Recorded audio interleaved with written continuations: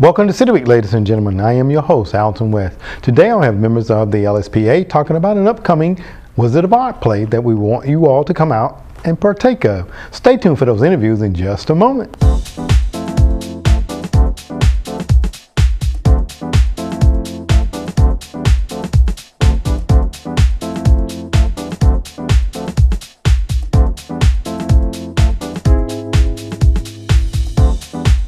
Welcome to City Week, ladies and gentlemen. Today I'm being joined by members from the LSPA. I have to my far left, I'm going to introduce my young lady first, Grace Miller. And here to my immediate left, I have Amy Orr. Ladies, welcome to the show. Thank you. Well, Amy, you're becoming a regular here on the show, and I just want to thank you very much for what you do here with our young people in the community, with the arts and the various things that you all do through LSPA and the others there. So thank you all very much for what you do for our community. Thank you. I want to start out by, again, reintroducing Grace Miller and get her to tell us a little bit about herself, if you don't mind. Well, I'm 14. I'm in 9th grade, and I've been dancing for about 12 years. Okay, all right. And I love the get-up. Thank you. I'm going to come back to that in just a moment, okay? All right. Amy, we're here today. We're going to be talking about an upcoming play that you all are going to be presenting to the community, Wizard of Oz. Yes. Tell us a little bit about that, if you don't mind. Sure. Lafayette Society for Performing Arts, which is our umbrella arts organization, is going to present the Lafayette Ballet Company, which Grace is a senior company member in the Wizard of Oz. And we did it first here 12 years ago. Thought it was time to bring it back. It's a classic American story, and we've been very classical the last few years with Swan Lake and Sleeping Beauty and of course Nutcracker.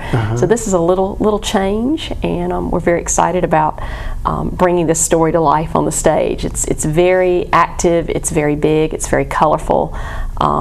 It's very vast, a lot of work and a lot of scene changes and costumes and people. Okay. And talking about changes, I'm going to jump back to Grace. You are going to be none other, I guess, than the Tin Man, right, Grace? Yes, sir. All right. Today she is. Today you're going to be off. She's many things. Tell us a little bit about the Tin Man, if you don't mind. The Tin Man is just someone that really wants a heart, and he's a great character to play. He's got so much to him, more than just wanting a heart. So. Absolutely. Now, Grace, I understand not only are you a dancer, actor, but you also are a student teacher as well. Yes, sir. Talk a little bit about that, if you don't mind. Well, I work with 1st grade right now. I've also worked with 4th grade before, subbed in for different classes, but I love it. I love being around the kids, and it's great to have younger dancers that look up to you, and you can impact them. With few words and just a couple movements, you can impact them so much. Okay. Now, when you say with the young kids, and let me ask you, because you're basically a kid yourself, and do you have any, I'm sure you don't, because everybody, I think, that goes into the arts and the performances, that's something that they have a passion about. Now, let me ask you, what has been a difficult day for you, or have you had a difficult day? I can't really think of a difficult day. Okay. All right. Well, very good. And Amy, I'm going to come back to you because this is going to be presented March the 9th through the 11th. Talk a little bit about that for us, if you don't mind. We'll have 4 shows. We're going to do a Friday night, Saturday matinee, Saturday night and Sunday show on that weekend, so you'll have plenty of choices. We have 2 different casts of children going in and out. We have a cast of about 140 dancers. Grace is being the Tin Man today, but we'll actually have 2 other young ladies playing the Tin Man. Correct me if I'm wrong. Sophia Willis and Joe Shoger. Okay. Grace has got some other roles she'll tell you about. But she's available to dress up today, and we thought silver was a lovely color. Absolutely. So you'll get to see different dancers performing different roles. Even our senior company members will be doing no less than 4 different roles throughout the weekend. Okay. We just invite everyone to come out. We can talk more about it a little later. We're going to do an extra show this week for some very special audience members a sensory-friendly show. Okay. And so we've got something for everybody the weekend of the 9th and this coming Friday. Very good. Let's go back to the very beginning of when, and I know that most of us perhaps have seen the Judy Garland Wizard of Oz in its original form, the black and white. I know that Grace is too young to know about the black and white. And then it went to Technicolor, and it became color. Talk a little bit about the origins and the beginnings of it, if you don't mind. Well, I know that the book, which was written by L. Frank Baum in 1900, was then adapted into this movie that so many of us watched in our homes, you know, maybe Christmas weekend, and now I guess we can get it at any time on Netflix or a video, excuse me, a DVD, but I'm showing my age. But we made this into a ballet. I guess I started back in around 2004 and created this ballet, and much of the music is the original movie score, including Somewhere Over the Rainbow. The ballet has actually been performed by, this will be I guess the 5th or 6th company that has done it. I've done it in different markets in Ohio and Alabama and Georgia, and we did it here back in 2006. And so it's really interesting to see the different manifestations of the show, the different interpretations of the various dancers. Okay. And we're excited to see this crowd bring it to life now. Absolutely. The younger generation, right? Yes, yes, That's right. yes. And Grace, I want to go back to you because you're playing the role of Tin Man today, but you're also playing some other roles. Talk about the other roles that you're going to be playing. Well, one of my roles is Snow Queen, Okay. which I work with Apprentice Company, which I've also taught a couple times before. I play an Emerald City soloist, a tornado, and a monkey. Oh my. You know what? I think I want to see you change into the tornado. How about that? Okay. So actually, because we all know at the beginning there's the tornado, and we have the pair of legs here, and I think you play in the house as well, or I get to hold the house. you get to hold the house. Yes, sir. Okay. All right. Yeah. Now, and so the tornado and all the things are going to be flying around. That's going to be exciting to see, isn't it, Amy? I'm very excited to see it because right now it looks very different in a studio, but I think once we provide some technical effects, including some lighting, some foggers, the whole darkness of the theater setting, hopefully that'll come across. And yes, you may see windows flying, and Miss Gulch riding across with the bike. You may see farm animals upside down, sideways, dancing through the flashing lights. So it's kind of a not a literal, but a metaphorical tornado. Absolutely. Yes. And again, I don't want to make sure. I want to make sure again that I'm going to stress these times again that's going to be shown, because this is one of those classic that everybody I know just really gets into and really enjoy and love. So tell us those dates again, Amy. Yes, on Friday the 9th we'll go show at 7 p.m. and then on Saturday the 10th we have a 2 p.m. and 7 p.m. Okay. And then on Sunday the 11th we'll have a 2 p.m. matinee. Okay. So 7-2, 7-2. 7-2, 7-2. And you were mentioning a moment ago there's a sensory friendly, so people that have children or in themselves with special needs. Talk about that if you don't mind. Yeah, we're really excited about this. Amy McDowell and our Lafayette Theater School, Lafayette Theater Company and Academy is actually spearheading some sensory-friendly options, and we're going to do our first one on this Friday, the 23rd, at LSPA around 4:30, and they can call or visit our website for more information, contact information. That's lsparts.org, or just call our office about that. And we're going to provide a relaxed environment. It's actually going to be at LSPA in our Black Box Theater, whereas our ballet will be at Troop High Theater, which is a much bigger, darker, more traditional theatrical space. But here we're going to provide a space where audience members can just have a more relaxed setting. These audience members may have unique abilities and needs, and we want to be able to bring them into the show. The Theater Academy is actually started a class called Dramatically Unique, and bringing in students that have these special abilities, and so we want to branch out from that. We're going to do a show, the Last Queen of Wonderland, which is a theater production in just a couple of weeks. Is going to do one, and the young singers. So we'll bring them in. The audience can move around if they need to. The lighting will be less dark and severe. It won't be strobe or flashing lights. The sound will be softer. The audience can just do what they need to do to enjoy the show. They can interact. It's a shush-free zone, so if they make noises or they get excited or want to sing along, we welcome that. And if they just get a little overwhelmed or it's just a little much, they can walk out for a while and have a quiet zone and come back in and re-enter. So it just takes away the formality of a regular theater setting and provides something for some unique and special people that we want to bring in. Absolutely. And again, that's going to be Friday the 23rd. Correct. And they can call LSPA for more information about ticket prices and things of that nature. Just come on in. Come on in. It's free. We want them there. Okay. Well, very good.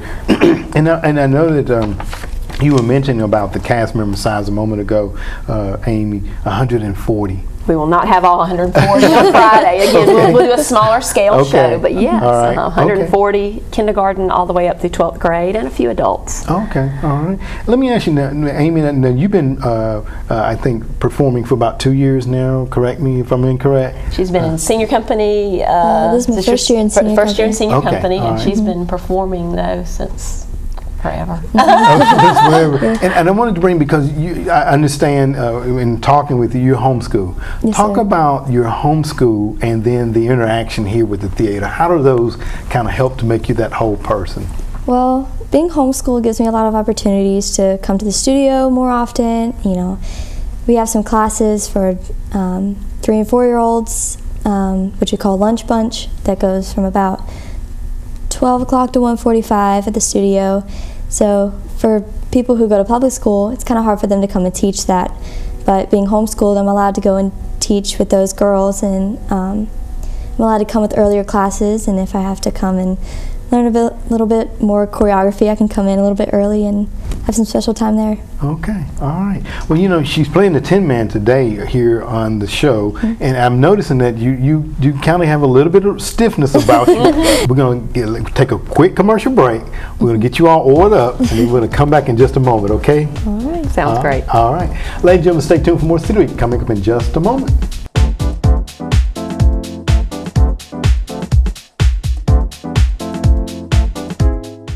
Welcome back, City Week, ladies and gentlemen. As I promised you a moment before we left, we're going to continue talking about the show Wizard of Oz. And Amy, I want to start out again talking a little bit about, because I think this is so important, that you all are going to be presenting some sensory-friendly shows. Talk a little bit more about that, if you don't mind. Well, this Friday, the 23rd, at LSPA in our Black Box Theater, we'll be providing a sensory-friendly show for people who need, who have unique abilities and needs. It'll be a little quieter, a little less dark. It'll be very casual, so that audience members can move around. They can speak without being shushed. And it'll just be a little more easygoing and casual and small. The Troop High Theater, where we normally perform, is 700 seats. We're going to have probably 50, 60 seats here max, and we may have not even that many people, but it'll be very, very intimate and just easygoing. The Lafayette Theater Academy will be presenting the Last Queen of Wonderland the middle of March and the last weekend, and they're going to do a sensory-friendly show as well. And then the Young Singers of West Georgia, these are all a part of the LSPA umbrella, will also be offering something in April. Their show will be in April, and we're planning to have them do a sensory-friendly show as well. And I can't leave without mentioning the Azalea Storytelling Festival, because you see the posters and the banners up all over town, and we're so proud to host this national festival, and it's going to be coming up like in a week. So, so LSPA is busy, hopping, and we're really excited to offer this new option, along with the dramatically unique program through the Theater Academy, for just all our uniquely talented and abled people in LaGrange. Absolutely. Wonderful story and wonderful things there. And as we were away, ladies and gentlemen, we had a visitor that flew in here. We have the Wicked Witch from the West. West. Welcome back, Grace. Thank you. Let me ask you now, and I know that you probably felt a little heartbroken. We see that your sister's legs here hanging out from under the house, that you fell on her. But tell me, how did you feel? I mean, I was a little heartbroken, but I really wanted the shoes. So the truth comes out, right? It's all about the shoes, right? Girls love shoes. That's we right. all love shoes. And what was it so much about the shoes there also? Well, she had a nice fashion sense. So It's not about the power It's thing. not- They're fashionable. It's the fashion. Yes, yes. And so many times we do see the shoes and the ladies. I remember there was a movie that was on. It was kind of I can't remember the name of it, but the lady, she was had a big gun in her hand and she would shoot everybody out of the elevator. She'd be, oh, by the way, nice shoes. Nice shoes. So I guess you're right. It's all about the shoes, right? Exactly. Now, let me ask you now, because you're playing the Wicked Witch right now. And then you also have other roles that you talked about, the Storm. Now, you were sir. partly responsible for your sister's demise there, right? yes, sir. The tornado comes right before That's Munchkin right. lands, That's so I feel right. like, that could have happened. Yeah. Yes. But Dorothy, who is going to be played by Anna Wiley, one of our graduating seniors, is yes, her house is going to land on the Wicked Witch of the East, and I guess Grace, yes, has a part in that, being in the tornado, being a piece of the house. So it really was about the shoes then, wasn't it? Exactly. All right. And this is, such a classic movie. And Amy, you alluded to it before we went to break about the various set changes. Talk about the number of set changes. Well, in this normally in a movie. ballet, you would have maybe 3 scenes, 3, maybe 4 scenes. In Wizard of Oz, we have 16 scene changes. Oh my. Because you have to take them through the story. Right. You have to start in Kansas. You have to be in a tornado. There's Munchkin Land. When you come to the Scarecrow, who will be played by Lucy Alford and Lizzie Dorr, you've got to have that cornfield. Then you come to the Tin Man, and we talked about that. You've got to come to the edge of the forest and the lion into the forest. The lion's going to be played by Morgan Bolton and Amy West. Amy West. So if you recognize these names, come out and see them. The witch is going to be played by Peyton Moody and Madeline Battle. And Grace is donning their costume today. That's right. They're pals and senior company together. I think I covered everybody. Anna, the Dorothy, the Tin Man we talked about, the lion, the Scarecrow. We can't leave out Glenda. Go Glenda. Glenda. Glenda, our lovely witch, is played by Lydia Alford and Bentley Wilson. Okay. And so you may know them as well. And we have double cast, so everybody is getting an opportunity to do at least 4 roles really throughout the show, which is nice for our audiences and it's nice for our dancers to kind of have that challenge. Absolutely. Speaking of the challenge there, Grace, because we had a little bit of time for you to allow you to change today. When the actual play is going on, how stressful is that to have to change from costume? It's pretty stressful because there are some costumes that have maybe 4 to 5, maybe 6 pieces all involved in it, and then you have about 2 minutes to take that off and put on another costume that has 3 to 5 pieces, and you have to be on time. It's stressful. Great life skills though. Yes, it is. Be ready for anything at any time. Right. Absolutely. I also know that Jerry Wilson, who's going to be playing Uncle Henry, is also, kind of behind the scenes guy. Talk about how important the volunteers are, Amy, if you don't mind. Big time. Jerry Wilson and his wife Dee Dee Wilson are kind of spearheading the backstage. Dee Dee is doing coordinating all the scenery and props, and the two of them actually worked with me on the first time we did Wizard of Oz in 2006. And they have been working with volunteers just about every Saturday around 10 a.m. You can call us though, because there's some flexible jobs that can be done at different times. But they've been building sets, they've been working with scenery, painting apples and cornfields and pieces of the witch's castle and the Munchkin Land Bridge and flowers. So there's much to do, and you don't have to have an art background. Dee Dee is very good at directing people. Here, do this task, but we appreciate volunteers, and you can always call LSPA, and we can set you up. This would have cost just huge amounts of money if we had to hire out every item to be done, every costume, every set piece, every prop. You know, let me ask you, Grace, because you've been in acting, dance, and teaching for quite some time now. If there was a student out there that perhaps had been looking in and thinking about it, what words of encouragement would you give or say to them? Well, if you're thinking about joining, it's a great experience. You know, this company is like family to me, and you know, when you join, it's not only that you're there for dancing, but you have that family. You have, you know, you become friends with new people, and it's a great way to socialize and just be involved and have physical activity. It's great. Okay, very good. And you know, Amy, we were talking during a commercial there. How important are the arts? I know that our school system does a wonderful job with all the various, textbook, various curriculum things that they have to address. How important are the arts for our young people?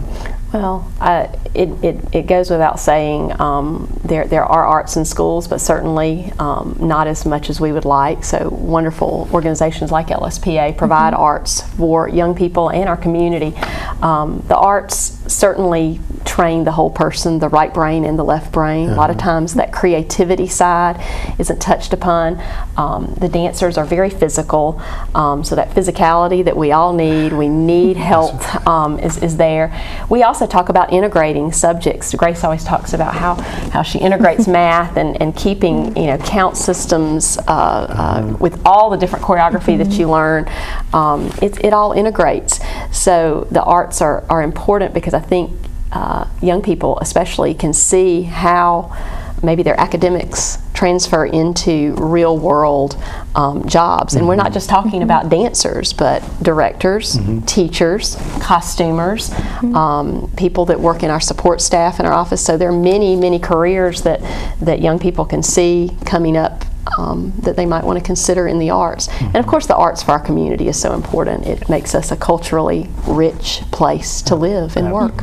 Absolutely. So Grace, with all that being said, I'm sure that you're going to be pursuing a career as an adult in theater. Is that correct? Is that fair to say? I'm looking into it. I would love to do something in the arts. She's a great little teacher already, and certainly a dancer, and yeah, so I hope you'll consider something. Got a little time to think about it. That's right, got a little bit of time. Because I don't know that we brought it out. We did say that you were homeschooled. What grade are you, Grace? 9th grade. 9th grade. All right, very good. Again, we're talking about Wizard of Oz. It's going to be taking place March the 9th through the 11th at the we'll make sure that we Troop High Theater. Performing Arts Theater. Absolutely, everybody knows where that's located. And again, if you don't mind, give them the ticket costs and things like that. If you don't mind, Amy. Tickets really range from $10 up to about $22. We have all kind of ticket costs that are available, and great seats. There are no bad seats in that theater. And you can go to our website, lsparts.org. Just put in Lafayette Society if you can't remember that. It'll come up. Or you can call our office, or tickets will of course be available at the door. And the times are 7 p.m., 2 p.m., 7 p.m., 2 p.m. and we are on March 9th through the 11th. Okay, very good. And I guess because so many times when the other plays have taken place there at the Lafayette Society of Performing Arts on Lower Main Street, Bull Street, I'm sorry, sometimes people can bring in the meal, but meals will not be permitted in the auditorium. Correct. Okay, so no we'll make sure we bring that out. That's right. I think we'll probably have some concessions out in the lobby to partake, but yes, this is more of a formal theater setting, but love the dinner theater setting that we also have for some of our theater events as well. That's right, absolutely. And let's talk a little bit as we close out about the support and why it's so important to support these, because the funding, how the funding goes back into your next play. Well, if we have a successful Wizard of Oz, it will certainly help us plan ahead for the next year, for Nutcracker, and for years to come, for young people to be involved in the arts. It's a wonderful thing to see that happen. So we always talk about, well, when Grace comes back, the little kids, the Munchkins the other day, maybe you will be, one of the lead roles, and she'll come back and watch you in the audience, and it's great to see that evolution and that passing of time. Absolutely, absolutely. Well, ladies, I want to thank both of you all for being on the show today. And I'm going to say to you, Wicked Witch of the West, you can get ready to fly out any moment, okay? But ladies, thank you all very much for being on the show today. And I know that the community will come out as they have in the past to support the Wizard of Arts that's going to be taking place March the 9th through the 11th. Also, the Sensory Friendly show that will be taking place on Friday the 23rd. Amy, Grace, thank you, ladies, both for being on the show today. Thank you so much. you. All right. Ladies and gentlemen, stay tuned for more City Week in just a moment.